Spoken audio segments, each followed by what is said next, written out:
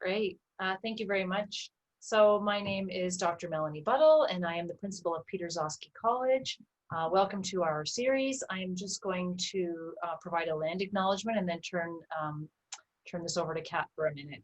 We respectfully acknowledge that we are on the treaty and traditional territory of the Mississauga Anishinaabe. We offer our gratitude to the First Nations for their care for and teachings about our earth and our relations, and may we honor those teachings. Miigwech and Kat, if you'd like to take it from there. Thank you. So the name of our building and this event is Enwayaang, and that means the way that we speak together. Micheal is the music director of the Peterborough Symphony Orchestra, and he is currently also the music director of the Orchestra Toronto. Micheal has conducted orchestras and led opera performances in Canada, Poland, Slovakia, the Czech Republic, Hungary, Austria, Italy, and South Korea. His special interest in working with young musicians led to his becoming the founding music director and conductor of the Kawartha Youth Orchestra. Micheal will be speaking together with us today about music and communication. Welcome, Micheal, to Enwayaang. The floor is yours. Thank you very much. Thank you. The role, many people ask me, and I think anybody who does what I do, anybody who conducts an orchestra gets asked the same question. What is it that a conductor does exactly? And can you explain what these motions mean and why you even do it? And just to quickly sum it up, I would say that this is a form of nonverbal communication more than anything else. There are a number of signals that we use, and they are understood by musicians, and also communication that we do as artists with our audience as performing artists is another thing that we can't ignore. But what I would like to do first with you today is to take you back a little bit and explain how this whole profession started. Where did it all come from? And it basically, well, if you want to turn the calendar back to before the year 1600, back to the Middle Ages or the Renaissance period, you would find groups of musicians singing, playing instruments that weren't usually very large. Usually their performances were either taking part in or taking place in a church and sponsored by the church itself, or in someone's mansion, and someone at a noble person's house. Sometimes these people were servants that served that person or that family. And the act of conducting, well, it was very simple. It's just one person would usually hold the music or something and keep some kind of a beat so everybody knew if it was necessary to be together at the same time or whatever. Now, the reason I say 1600 is a really important date is because this is when, in the city of Florence in Italy, a group of thinkers and a group of artists and members of the nobility came together to form a group, and they called it the Camerata Fiorentina. And one of the things that they discussed was how could we begin again of some kind of method of performing plays that were going to move people like they did in ancient Greece? Because we understand the Renaissance was a period where people really had a heightened interest in what happened in antiquity again. And so ancient Greece, they started to read lots of tracts and understood that people were in tears on performances, and they also understood that the Greek chorus often sang, and there was, in order to heighten the expression of what was to be put across, you would sing something. And so the result of these discussions were that we could make some kind of a work of art that's going to include music. It's instrumental music and sung music, vocal music, design, set design, acting, of course, and everything, all the arts thrown together into this new work. And the name for work in Italian was opera, which is opera. And so the idea of opera was born. And the first operas were actually performed in Florence around the year 1600. And quickly this caught on. And the first performances were in small theaters. They were sponsored by noblemen. And the opera performances musically were led usually by the composer, who would be playing a keyboard instrument. The orchestras and the cast, everything was fairly small because, well, the places where these were performed are not particularly large. You had to be very rich to attend anyway, and so that was not a large percentage of society. And so the act of conducting at the beginning was just leading from a piano. It's like you see anybody in, or from a keyboard instrument, or from a violin. Now, what happened throughout the 1600s were a couple of things. First of all, the explosion of the popularity of this art form throughout Europe, and then farther afield than that, meant that there's an increased demand. Also, the string instruments, the violins, violas, cellos, and basses, were being perfected in Italy. Actually, the city name is Cremona. It's not far from Milan in the north. And so these instruments now had a greater depth and richness, also volume. They were able to do more. Then also the perfection of various other wind instruments. The oboe was invented, the bassoon. Well, the oboe in France, it was invented, it means, the name in French is au bois, high wood. Or the name of the bassoon means bas son. It's a low sound, you know? So that's where all these things started to come together.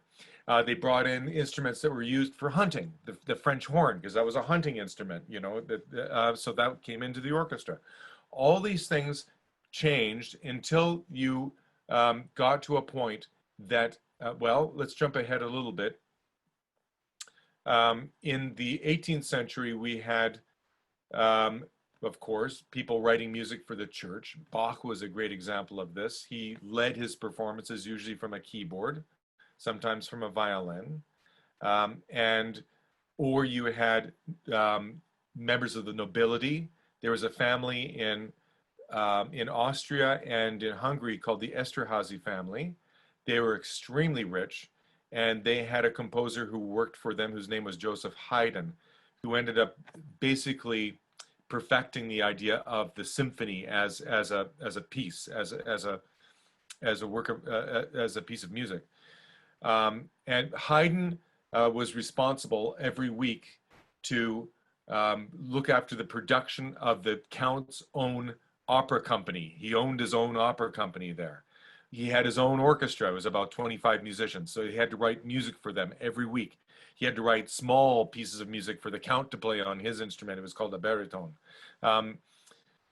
And basically, these events were fairly small affairs. You can go to the Esterházy Castle in Eisenstadt in eastern Austria and see that they have this beautiful concert hall that's there that I think it seats about 350 people. It's acoustically perfect. And as a small stage, and that's where the orchestra would play every week. And you could just imagine, you can just snap your fingers and the whole place vibrates. But, you know, 1789 came around, and which means the French Revolution. And the results of the French Revolution, well, one of the big things, the changes in society, was that the power eventually went from the nobility, from the church, into the middle class. And people started wanting, for example, they had a little bit of money to do things, to be entertained. And composers stopped, we realized they didn't have to work as for a noble family anymore. They could be freelance musicians. Mozart was actually one of the first freelance musicians that ever existed. This was at the end of the 18th century. He was slightly younger than Haydn, but was working at the same time. Beethoven came to Vienna in the 1790s as a young Turk keyboard person that threw everything on its head, and basically said that he was never going to work for any member of the nobility. Well, the members of the nobility came together to fund his activities until the end of his life, but that's another thing.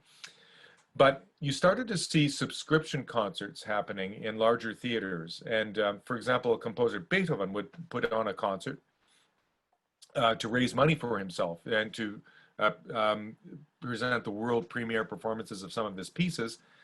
And of course, the theaters, well, you know, in order to make this work financially, you would have to sell more tickets, have more people come. More people were coming, and for the orchestra to be heard, you would have, well, a larger orchestra, a larger ensemble. So when you have more people on the stage, they have to somehow be coordinated. Now, here are some examples of the ways that a couple of people tried to coordinate this outside of leading from a piano, because it's hard to see, you know, when you're way back at the back of a stage of 100 musicians, somebody playing a piano. Let's go back to the time of Louis XIV, the Sun King of France. And he had a favorite composer who was also a very flamboyant character. And his name was Jean-Baptiste Lully.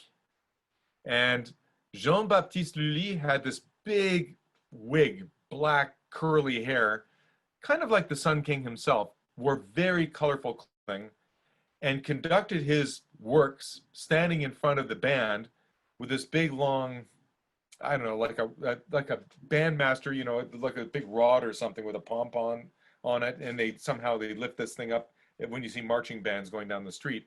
Well, his was much more colorful and much more cool than those things, and he was very much in vogue. Everybody just swooned, you know, when they saw him come on. And his thing was that he would stand, he had frilly, you know, shirts and stuff, you know, and he would stand with his one hand like this, and he would raise this big rod and bang it down on the ground, and that's how everybody stayed in time.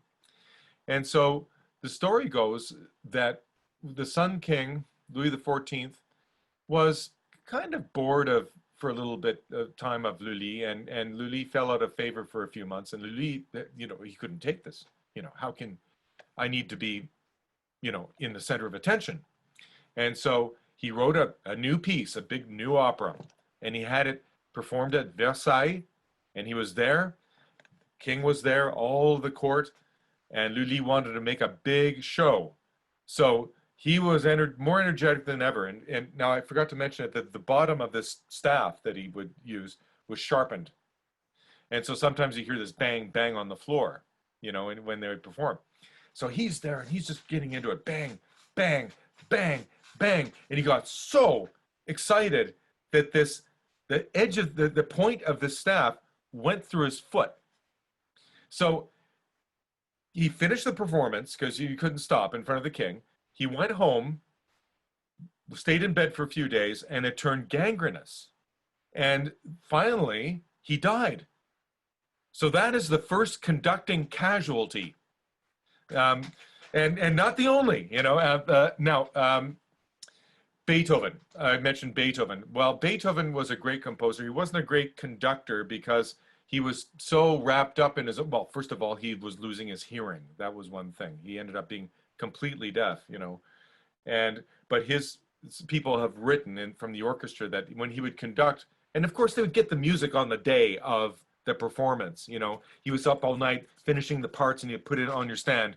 And then, so they would see this piece that they didn't know they're trying to play. And then Beethoven would go, when things are supposed to be soft, he would go down underneath his music stand so you couldn't see him. And he wasn't very tall anyway. And then when it's supposed to be loud, he would just jump up like this and he startle everybody and throw them off, you know. So not a great conductor. One of the great conducting stories, though, I think, it's not really conducting, but performance history stories, is when the Ninth Symphony, Beethoven's last symphony, was premiered in 1824. Beethoven by this time was completely deaf.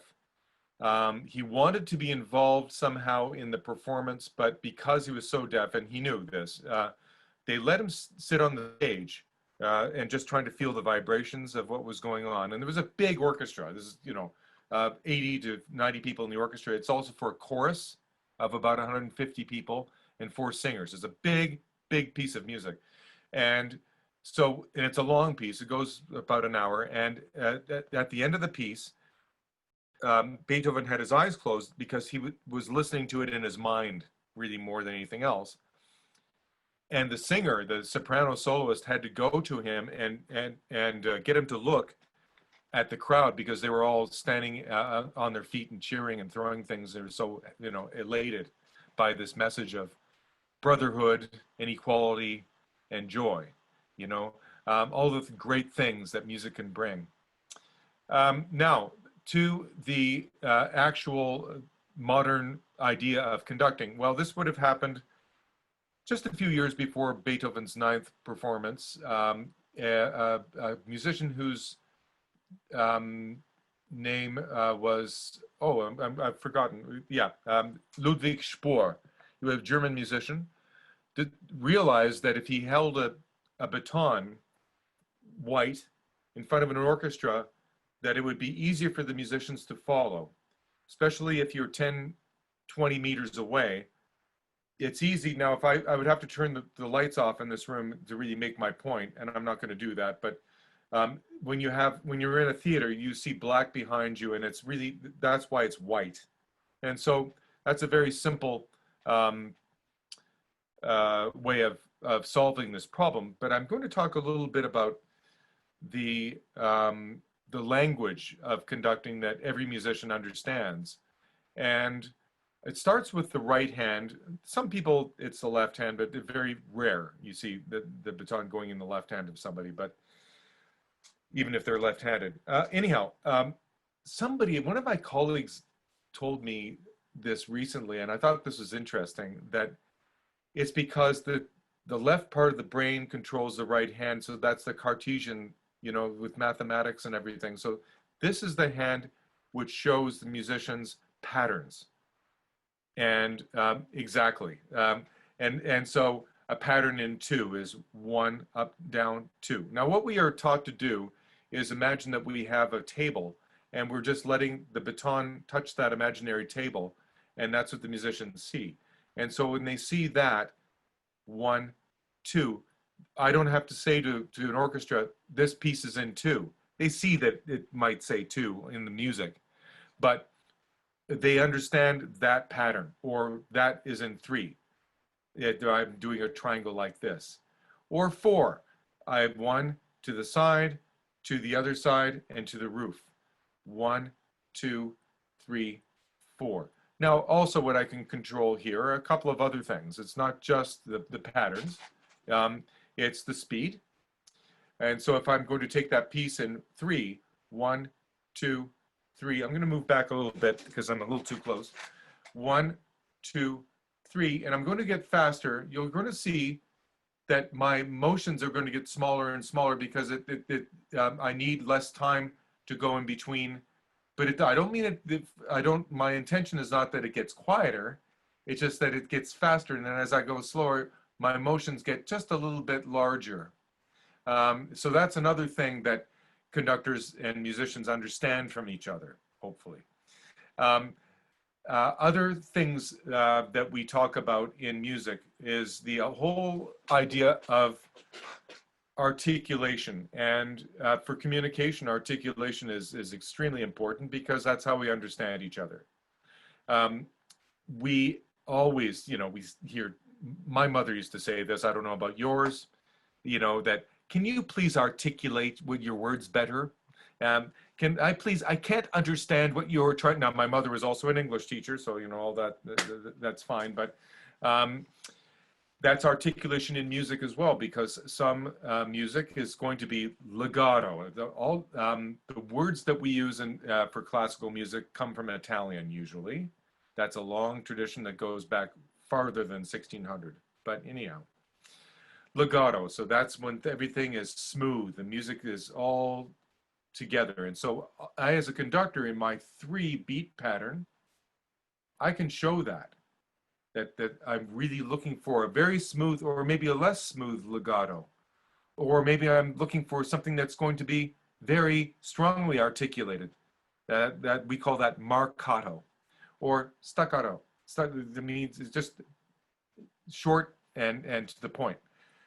The next tool that we have a number of tools, but the main tool is the left hand. And the left hand is the expression hand. That's the one that's connected to this part of the brain. And so one of the exercises that we begin to do when we begin to conduct is to try to find a way of making both of these hands independent of one another. Usually the first thing we want to do is when we use two hands is that they end up mirroring each other.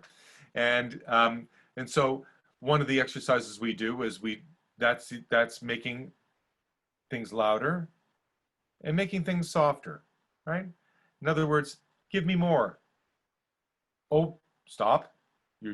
Or simmer down. Or just come to me, come to daddy. So now one of the exercises we do for independence is let's take that 3 pattern again. Now, each time I do 3, in music, that's called either a measure or a bar, same thing. And we have music that is divided into bars, measures, and there's always a number at the very top of it. We understand that that's how things are organized. And so let's say I have 4 measures of getting louder and then 4 measures of getting softer. So I'm going to use my hand to help me, and I'm just going to beat without doing anything, but I'm going to make a crescendo, that's getting louder, and a decrescendo means getting softer. So 4 bars and 4 bars, okay? Here we go.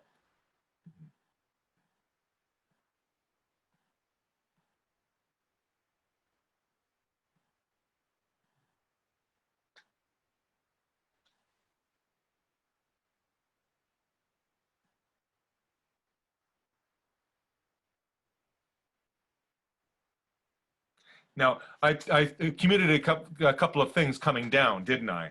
Because I told you probably around bar 3 coming down that, oh, it's still too loud. But I didn't have to say that to you. You understood that. And so this brings the whole art forward of how do we communicate with one another without using words? What do we pick up from each other? We pick up all kinds of information.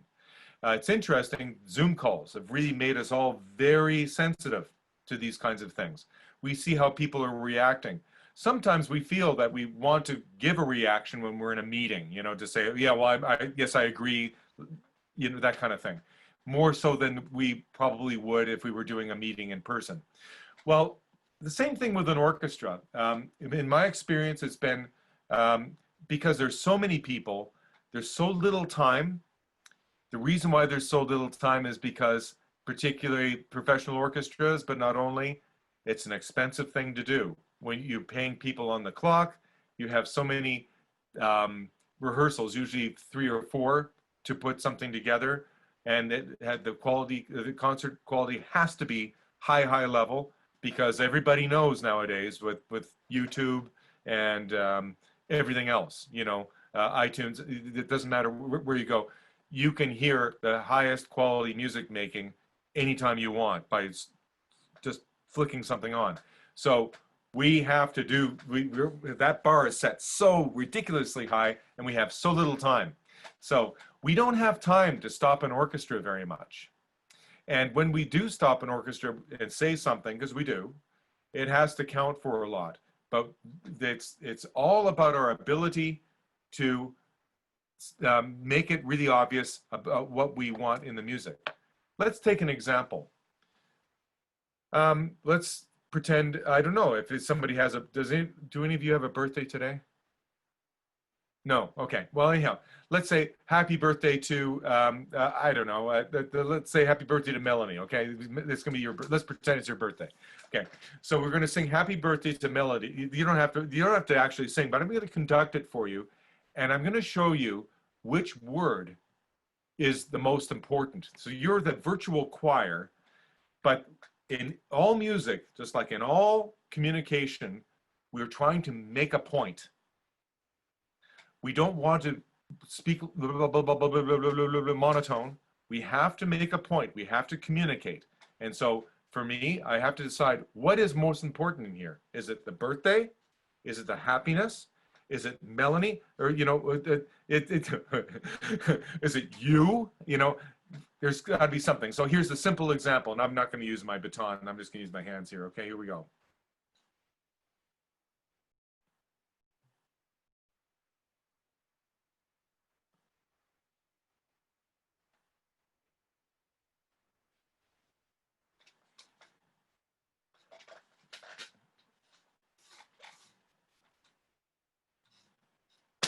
Okay, so I think are you happy, Melanie? That was the greatest silent birthday wishes I've ever had, not on my birthday. So, I mean, that should have, I know it was obvious to all of you because I could see but by your faces. And I could have picked any word I wanted, and we could have, and that's when we start talking about interpretation. It's the same thing, oh Canada, we could do the same thing. So it's really important, the job of a conductor, to be able to communicate a very particular interpretation in front of an orchestra. And how we arrive at an interpretation of something is a very long process. It goes beyond the scope of what our talk is today. But basically what we're dealing with is a musical score. I'm in my library here. This is a Brahms Symphony No. 4. And there's a lot of information there. And it's basically, I have all of the parts of each instrument on each line and the bars, and that's what that is. And that might take months, years, and continually coming back to understand what this means to me. Because I have to know that it means something to me, although it's going to mean something to everybody in that orchestra as well. And what it's going to mean to them is not necessarily going to be the same thing as what it means to me.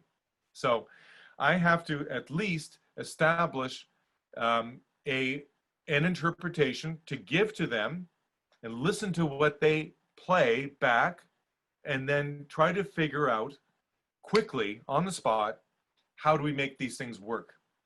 Now, it's usually musicians, because I was also an orchestra musician for a short time before I started conducting, think when they come to a rehearsal that they want to see somebody get up there and have something to show them that's going to be interesting, and give them, be a leader, give them some leadership.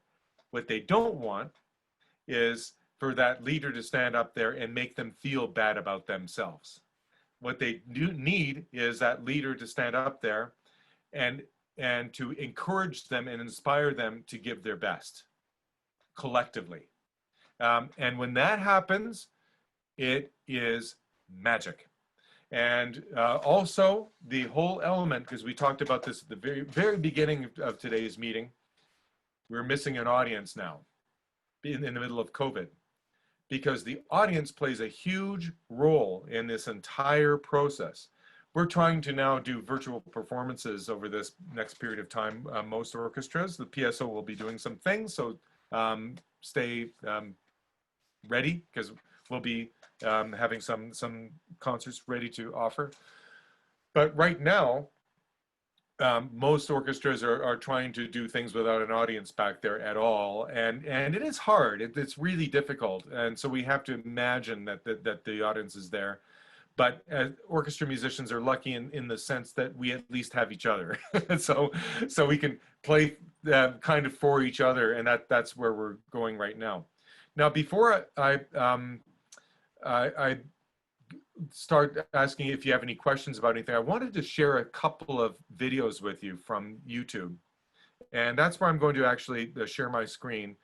And I'm going to show you 4 different conductors or 4 different orchestra experiences, things that I find to be inspiring. and you might, I hope you do as well. So just bear with me. Now, it's YouTube, so it's the stupid commercials. You're going to see that, you know, and if you have to see the other silly videos that I've been watching about, you know, today about different things, yeah, because I'm sharing my screen, forgive me, you know. Anyhow, let's see here. You might see some of my yoga classes or something. Where are we? Where am I? Where am I? Where am I? Where am I? Safari. Okay, here we are. Okay. Sure. And I want to go over here. And now the first person I'm going to show you is Carlos Kleiber. And I'll just stop it for a second there before he starts conducting to say a couple of words about Carlos Kleiber. He was one of the most influential conductors, I think, of the end of the 20th century, because he was one of those people that had this great fluidity of the ability to communicate with his body and with an orchestra, but also he continually showed this amazing joy of making music. I think you'll see that today with probably all four, but that joy of making music is really obvious with Carlos Kleiber. Oh, come on.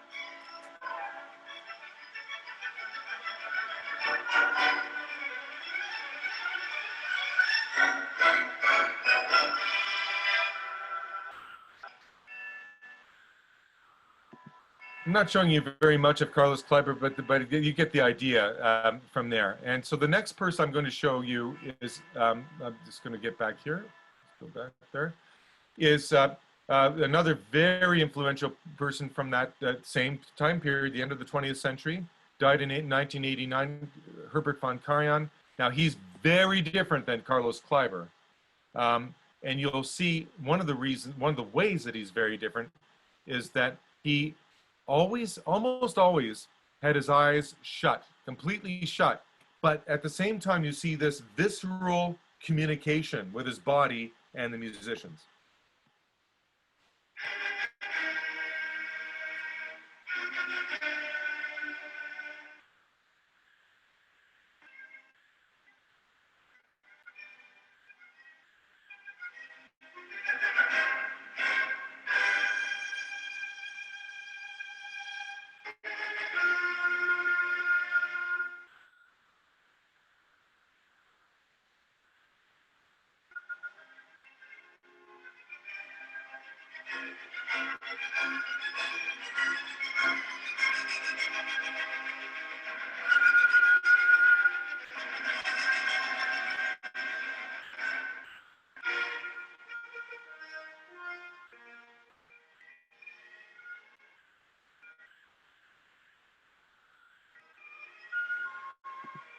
Very, very different than Carlos Kleiber, but he had an incredible ability to get power out of an orchestra, and also this beautiful sound. It always sounds so smooth and rich and luscious.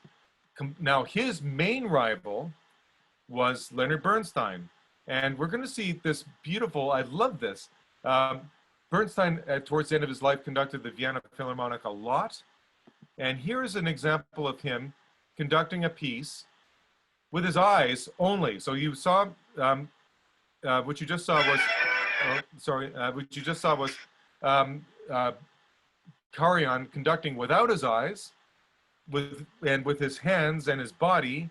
Here you're going to see Leonard Bernstein, his arch rival, conducting only with his eyes. Beautiful.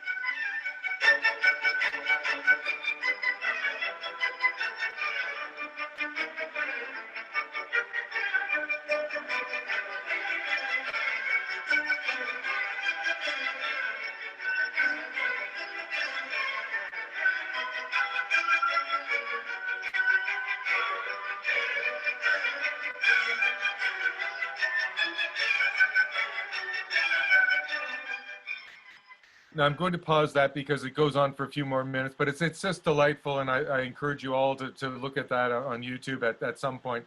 The last little example I'll show you is not so much about the conducting, but it's about the experience of what happens in this concert. This is the Simon Bolivar Youth Orchestra from Venezuela.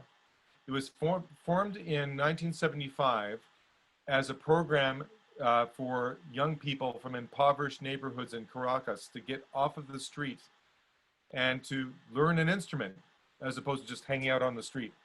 And this program has grown from very humble beginnings back then to being a worldwide movement.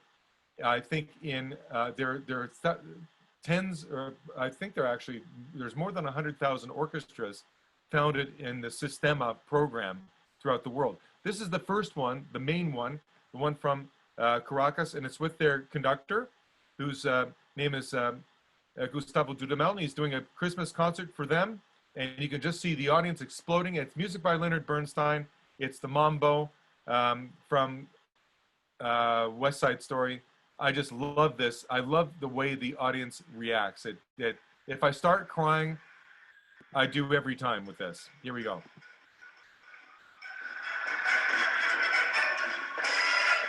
What?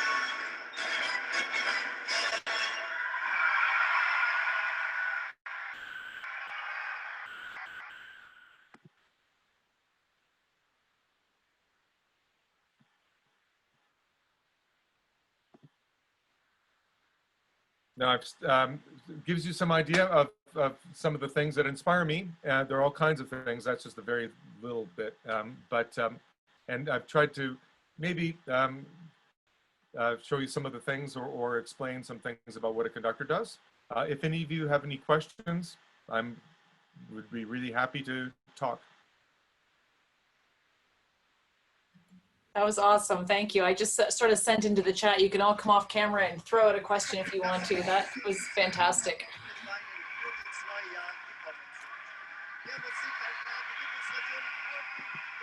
Okay. Nice. That was so great, Michael. And really, I have to say, it reminded me of Christmas at the Symphony in Peterborough when you have us all clapping. That always makes me cry. Like, I cry so much, and my daughter's always like, "Why are you crying? It's so fun." I'm like, "That's why I'm crying." It's so good. Yeah, those are wonderful videos. It's really great. Yeah. And I loved how you mentioned about the right side and left side brain, and that's how you're communicating with your hands. So interesting.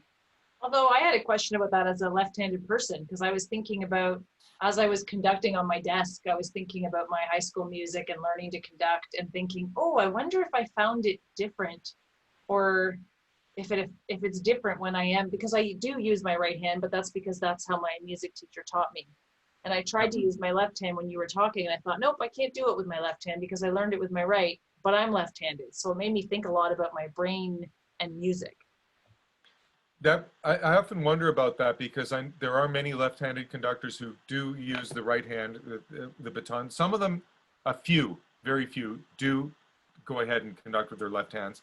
Usually the ones that do, you can study conducting. I went through the whole process in Europe, but some people, go directly. There are many paths to becoming a conductor, and some just, it sort of falls on them and they're left-handed, and they've done it that way, and so that's whatever works is fine. But you're using both hands anyway. Like I was thinking about when I'm gonna say I tried to learn how to play the banjo, but it's not going very well. So that's a whole other story about me and the banjo. But I decided to learn it like a right-handed person because that's how other people do it. And I thought, well, I should do it that way because actually both hands have to learn something anyway. And I guess arguably when you're conducting, you're using, as you said, as you showed us, you're using the other hand as well. You're using the whole thing. You use everything that's at your disposal. I've always found it interesting to look at videos of Herbert von Karajan, because I showed you, he always had that, his eyes were closed, but there's so much of his body somehow, this aura that goes around him, of still reaching out to everybody. I tried to do this actually at a rehearsal once, because I was going through a Karajan phase of, reading his biography and things. And I remember standing up there in front of the orchestra and trying to do this kind of thing. It all just fell apart completely. Yeah.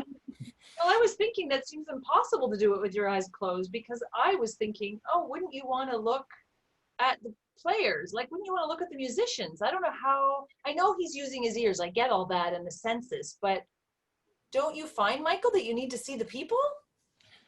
Well, it's an interesting thing because yes and no. There is a part of psychology which comes in here. Some players of certain instruments, you might have a solo coming up in an orchestra. And let's take the French horn, for example. The French horn is a very difficult instrument because you play with one fingering, and you can get, because of the overtones, many, many different notes. And so if you can easily overblow or underblow and crack, as we say. Right. So if it's not prepared, you're going to crack. And so I sometimes look at the French horn player who has a solo coming up to let them know that I'm here with you. And then as soon as I are about to start playing, I look somewhere else. Because so, depending on who they are. Now, there happens to be the one here, Jane, who's the principal horn in the Peterborough Symphony, who says, Michael, please just keep looking at me. You don't have to look away, That's okay. It doesn't bother me, And actually, I like knowing that you're there the whole time. And that's fine. I'll do that. But there's the whole psychology of when you look at somebody and when you don't, that we all do when we're speaking with each other as well, right? And then you have to understand, as a conductor, what instruments, when is this more difficult for somebody to look at them, or what kind of a gesture? I often, if I'm conducting an orchestra that has, or a passage that has more violins, I might actually kind of conduct this way, because it helps them if they know that I'm with them. Or if I know there's a wind player that's going to have a big solo, in my mind I actually go duh like this, and for some reason it tends to work. Although they don't see me doing that, you know. Interesting. It's a funny thing. It's sort of like when you're driving and you wave to somebody and you say thank you even though they can't hear you, but you feel like they get the experience of the communication. Or at least that's what I do. I don't know. Yeah. And it's very relevant to right now when we're all wearing masks, because we have been talking about, like, goodness me, I'm smiling for someone when they can't sense I'm smiling even if I have a mask on, which, I mean, Yeah. I'm thinking a lot about drama and acting here. Go ahead, Kat. I think you were going to read a question, right? Yeah, so we have a comment in the chat, and they're wondering if you've ever heard of Arthur Rubinstein. He was 89, blind, and was a conductor. Well, Arthur Rubinstein was wasn't a conductor. He was one of the greatest pianists. Sure, I mean, Arthur Rubinstein, I studied in Poland, and Arthur Rubinstein was Polish. So you can't go anywhere in Poland without seeing the Arthur Rubinstein this, or concert or whatever. He became blind towards the very end of his life, though, and he had a complete mastery of his instrument in his fingers, that he knew exactly. You see, many blind. Well, there are many blind pianists. You get a sense of touch about where you are. I understand. To me, it's black magic, because I also studied piano, and I can't imagine not seeing where I'm going. But there you go. Can I ask a question about race and conducting? I was thinking about how many white conductors there are, but then at the end you did show us somebody else, and I thought, I mean, obviously there are non-white conductors in countries that are predominantly not white people, but I was thinking, gosh, I guess I see a lot of conductors and symphonies that are fairly homogenous, but is that because of where I live? Well, I have a slightly longer answer to that, and I'll try not to get boring on it. But first of all, that has been an issue here in North America over the past 20, 30 years, of making sure that our orchestras, particularly symphony orchestras, that's one of our problems. We're not very good at reflecting what our demographics are in the cities where we find ourselves. Right. It's changing slowly. It's partly because people of various other races and colors did not have access to this music. However, with the movement, like, for example, the Sistema movement we saw coming out of Caracas, Venezuela, being put in place as a social movement, not a musical movement. It's a way of helping people avoid problems as they're growing up. Then you're beginning to see a lot of inner city work happening throughout North America, not only. And so we are beginning to see a lot more people of various genders and races conducting, playing in orchestras. That's a great thing.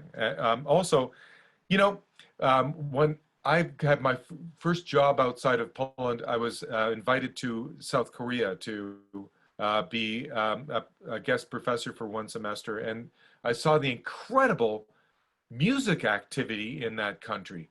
Concert halls everywhere, people just filling. They were crazy about this, and I thought, yeah, but the music that we play, Beethoven and Mozart and Bernstein or whatever, these aren't Korean composers, it's not Korean music, but it's so universal. It really is. Yeah. Didn't want to put you on the spot there, but I was thinking about it as you were, but then when you got to the end, I thought, well, that is interesting. Yeah. I have a question. So I think just like the whole concept of just we saw a lot of conductors on the screen there, and with Symphony 48 on the fourth, it's a hard piece. It moves around. It's happy. It's sad. It moves around a lot. There's a lot of dynamics in there. There's a lot of changes of atmosphere. And so you look at that one where the conductor Bernstein, he was doing it just with his eyes. And then the fourth film that we saw, I couldn't remember the name of what it was, but it was West Side Story, and he was moving. Yeah, Mambo. Yeah. And it was kind of like a fun vibe. So it's kind of the analysis of like what your conductor does affects the mood and the aura, I guess, of the band and the orchestra, right? So I guess what I'm trying to get at is like, so what you said with when you're making eye contact with somebody who has a solo, I personally remember like my conductor like would look at you or look at me or look at whoever had a solo, and she would breathe in, and then like on the beat that you started, her breath would be going out. So that was something that she communicated with us on like how to begin. So I guess where I'm getting here is trying to ask, how do you believe, what are your thoughts on like utilizing movement opposed to like eyes or moving your entire body? How do you utilize that in your conducting style? And I guess to second up a question on that one on top is just like, what are the key components in your impression of how do you communicate emotion within your conducting? Well,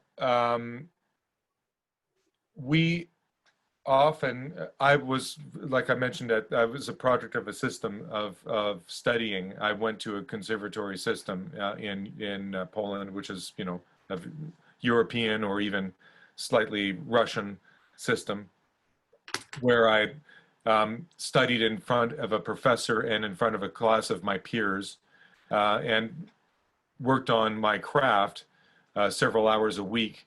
And we all did this, and we observed each other. And we critiqued each other. And one of the things is that, there's a whole understanding of less is more.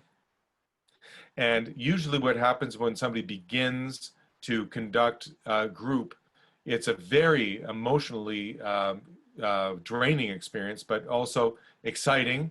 And often the thing that we forget about completely is what we're doing. We're just so excited to be in the moment that we just use all kinds of stuff. And that's actually very confusing for an orchestra and for a choir in the end. And usually the very experienced conductors are the ones that do much less. For example, I wanted to show Bernstein because he's standing there and he's just doing this with his eyes, and they're playing like angels. Now, you know, it's a bit of a stunt, granted, but he's doing that. And we all understand that there's an element of using all of our body at different times.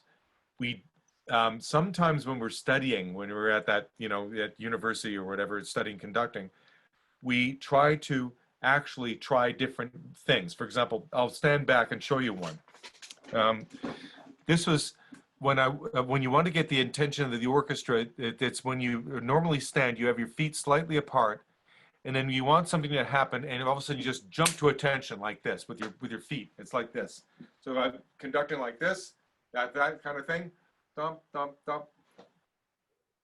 And immediately, you know, just the act of putting the feet together gets now when I began my career, I tried that little move a little bit too much, and I found that I certainly got startled musicians. But that's it's not about startling people. It's about communicating. So we try to use everything. We use neck, we use head, we use anything we possibly can, but we have to be careful that we're using things in the most effective way.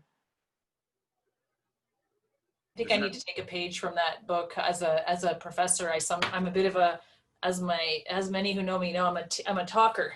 I'm a hand talker, and when I lecture, and actually that's why I find Zoom difficult for lecturing, because I'm an expressive communicator. And when you said that, I was like, gosh, I should really try to rein it in sometimes. I'm probably going to overwhelm my classes. Well, it's the whole thing that it's the same thing when we study how to give speeches. You know, what's that? Rhetoric. You know, yeah. It's also the study of stopping, and then you make your point. You know, because everybody's a little bit on edge. What's going to happen next? You know, all these things that we try. Yeah, fascinating. Okay, are there any last questions from anyone before we do some thank yous? I'm watching the chat.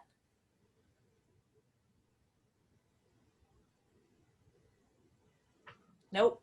Okay, I just had there was a nice long pause from me. Michael, thank you so much for joining us. That was, I learned a lot more about some words that I didn't know. I didn't know what opera meant, for example. Just didn't, I don't know why. I thought, my goodness, I can't believe I don't know what that is. But that was really illuminating, and it was really nice to have you on screen with us. Very warm, lovely presentation. And we hope others will watch it afterwards, and we hope we'll get you back sometime. Thanks. Let's hope maybe in person at some point. Wow, that would be like amazing. You could bring Yeah. some instruments.